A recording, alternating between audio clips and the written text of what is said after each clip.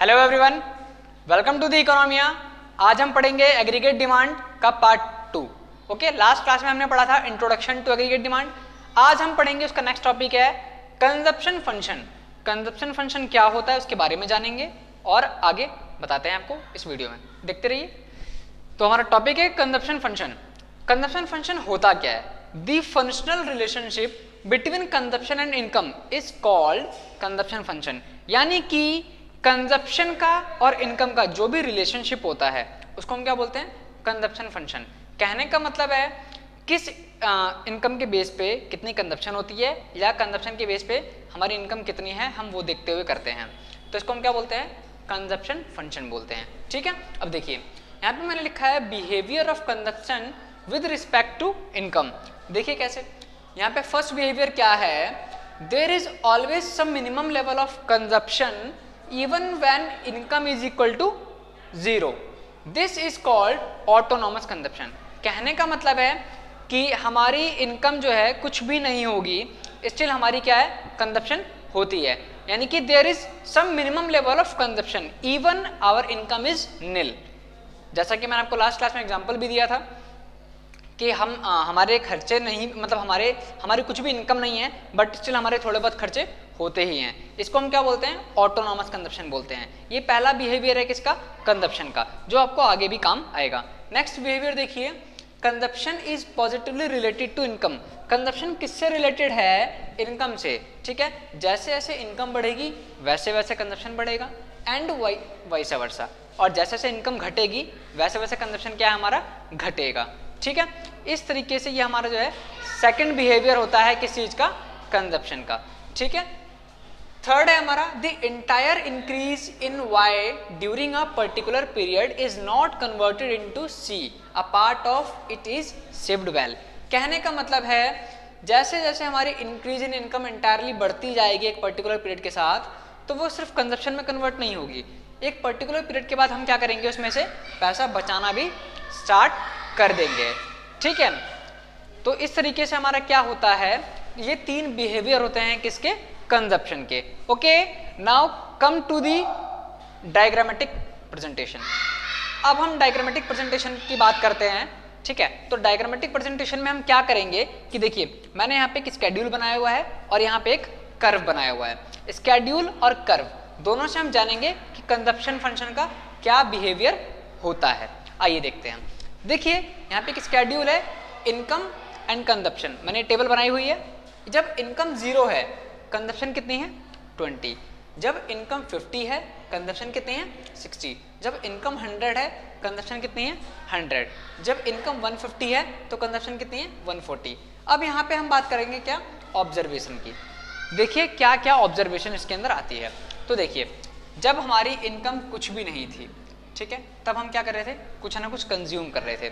ठीक है, ये हमारा फर्स्ट जो बिहेवियर है वही, यानी some minimum level of consumption. Okay, now come to the point here. अब हमने क्या किया? 50 रुपीज अर्न करना स्टार्ट किया। तो हमारे अभी भी एक्सपेंडिचर कितने हैं, कंजप्शन कितनी है? 60 रुपीज। अभी भी जितने हमारे खर्चे हैं इनकम हमारी उससे क्या है? अभी कम है। अब उसके बाद देखिए नेक्स्ट स्टेज में हमने 100 कमाया और हमने 100 ही खर्च किया। ठीक है, एंड आफ्टर दैट हमने क्या किया? हमने 150 कमाया और 140 को खर्च किया। It means what? It means that कि यहाँ पे हमने 10 रुपीज़ क्या स्टार्ट कर दिया? सेविंग। ठीक है, तो यहाँ पे देखिए आपको तीनों बिहेवियर यहाँ पे फॉलो होते हुए दिखाई दे रहे हैं। मिनिमम लेवल ऑफ कंजप्शन जिसको हम क्या बोलते हैं? ऑटोनॉमस कंजप्शन, जब हमारी इनकम बिल्कुल भी नहीं होती है। ओके, फिर हमने कुछ अर्न किया, स्टिल हमारे कंजप्शन क्या है? ज़्यादा है।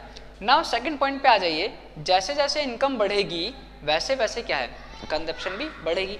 इनकम बढ़ी, कंजप्शन बढ़ी। अब देखिए यहाँ पे हमने जितना कमाया उतना ही खर्च किया, और फिर यहाँ देखिए हमने 150 कमाया और 140, यहाँ पे हमने क्या स्टार्ट कर दिया? सेविंग स्टार्ट कर दिया। ओके, यहाँ पे हमारी सेविंग माइनस की थी, यहाँ पे हमारी सेविंग पॉजिटिव हो गई। यहाँ पे हमने पहले बचा के रखा था इसलिए हम उसको खर्च कर पा रहे थे। इस कंडीशन में हमने क्या है? अभी 10 रुपीज़ सेव करना स्टार्ट कर दिया। तो ये होता है कंजप्शन फंक्शन का क्या? स्केड्यूल। इसी स्केड्यूल को अगर हम एक कर्व पे रख दें तो वो हमारा क्या कहलाएगा? कंजप्शन फंक्शन कर्व कहलाएगा। आइए देखते हैं कैसे।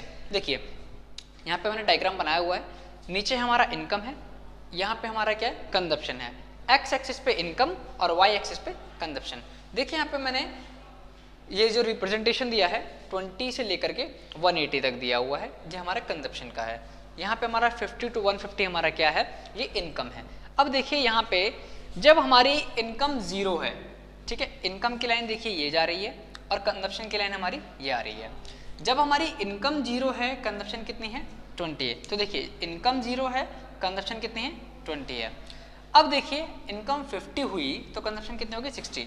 इनकम 50 हुई हमारी, इनकम की लाइन ये है, इनकम जब हमारी 50 हुई, कंजप्शन कितनी है 60 है। तो आप यहाँ पे इन दो पॉइंट्स की वजह से आप अगर नोट करें तो यहाँ पे एक कर्व ये है और एक कर्व ये है। देखिए यहाँ पे हमें क्या आइडेंटिफाई करना है, यहाँ पे आइडेंटिफाई हमें ये करना है कि देखिए इस टाइम पे क्या है, इनकम की लाइन नीचे है और कंजप्शन की लाइन ऊपर है। ऐसा क्यों है? क्योंकि कंजप्शन ज़्यादा हो रहा है और इनकम हमारी क्या है, कम है। तो इनकम की लाइन जो है वो अबव नहीं है हमारी, वो बिलो है किसके, कंजप्शन की लाइन से। और ये हमारे इसके बीच में क्या है, लैग्स आ रहे हैं, यानी ये लैग्स कर रहे हैं एक दूसरे को, बिकॉज कंजप्शन की लाइन, कंजप्शन हमारी ज़्यादा है और इनकम हमारे कम है। Now come to this point, जब इनकम 100 और कंजप्शन भी 100 है, इसको हम बोलते हैं ब्रेक इवन पॉइंट, जो हमारा ये बी है। इस कंडीशन पे हमारी इनकम एंड कंजप्शन दोनों क्या है, इक्वल है। ओके, नाउ जैसे ही हम इस पॉइंट पे आते हैं तो देखिए जो कंजप्शन की लाइन जो अभी तक अबव थी वो क्या हो गई, अब इनकम से बिलो हो गई। जैसे कि मैं आपको एरो के थ्रू समझा सकता हूँ।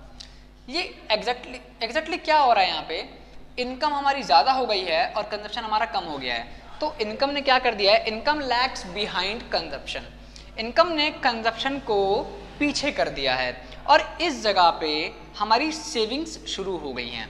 इस जगह पे ऑटोनॉमस कंजप्शन चल रहा था, बिकॉज इनकम नहीं थी और कंजप्शंस चल रहे थे। इस तरीके से ये डायग्रामेटिक प्रेजेंटेशन और ये एक डायग्रामेटिक कर्व या डायग्राम है किसका, कंजप्शन फंक्शन का। इस तरीके से कंजप्शन फंक्शन का बिहेवियर होता है, इस तरीके से कंजप्शन फंक्शन का स्केड्यूल और डायग्राम बनता है। ठीक है, तो ये है हमारा कंजप्शन फंक्शन। एक फंक्शनल रिलेशनशिप होता है इनकम का और कंजप्शन का। जैसे जैसे इनकम बढ़ेगी वैसे वैसे कंजप्शन बढ़ेगी, जैसे जैसे हमारी इनकम घटेगी वैसे वैसे कंजप्शन भी क्या होती है, घटती है। ठीक है, और इसके अलावा क्या है हमारा, ऑटोनॉमस कंजप्शन पहले होती है यानी कि माइनस सेविंग, आफ्टर दैट क्या होता है, हम धीरे धीरे बचाना स्टार्ट करते हैं तो वो हमारी पॉजिटिव सेविंग हो जाती है। अब देखिए यहाँ पे मैंने कुछ पॉइंट्स लिखे हैं, दो टर्म आते हैं APC and MPC. APC and MPC are different concept, ये डिफरेंट कंसेप्ट हैं। कैसे? APC is the ratio between total and total income. यहाँ पे थोड़ा मिस्टेक हो गया है, टोटल एंड टोटल इनकम नहीं है वो, यहाँ पे क्या है, APC is the ratio between total consumption, okay, total consumption and total income. ये क्या है, एक रेशियो है टोटल कंजप्शन का और टोटल इनकम का। वाइल एमपीसी, और एमपीसी क्या है, MPC is the ratio between additional income और एडिशनल कंजप्शन, यानी कि मार्जिनली, यानी कितना कंजप्शन में इंक्रीमेंट हुआ है, कितना इनकम में इंक्रीमेंट हुआ है। मैंने आपको भी बताया जैसे जैसे हमारी इनकम बढ़ती जाएगी वैसे वैसे कंजप्शन भी क्या होती जाएगी हमारी, वो भी क्या है, इंक्रीज होती जाएगी।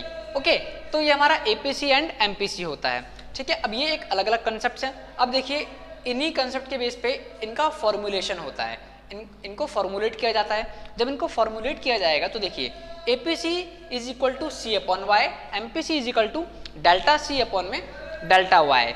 इट मीन्स दैट एपीसी का मतलब है, एपीसी का फॉर्मूला क्या होता है, कंजप्शन अपॉन में इनकम, और एमपीसी का होता है एडिशनल कंजप्शन अपॉन में एडिशनल इनकम। ओके, अब देखिए यहाँ पे एक अलजेब्रिक प्रेजेंटेशन भी है कंजप्शन फंक्शन का। अलजेब्रिक प्रेजेंटेशन क्या है कंजप्शन फंक्शन का, C is equal to bar C plus का बी वाई।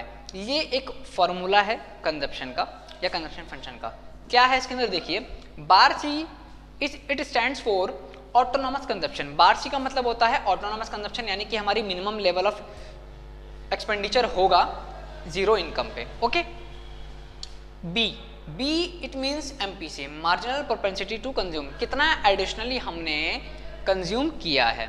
और y इज इक्वल टू हमारा होता है क्या, इनकम। ये आप सबको पहले से पता ही है। ठीक है, तो इस तरीके से कंजप्शन फंक्शन काम करता है, इस तरीके से इसके बिहेवियर हैं, ये इसकी प्रॉपर्टीज़ हैं, इस तरीके से ये अलग अलग कंसेप्ट होते हैं।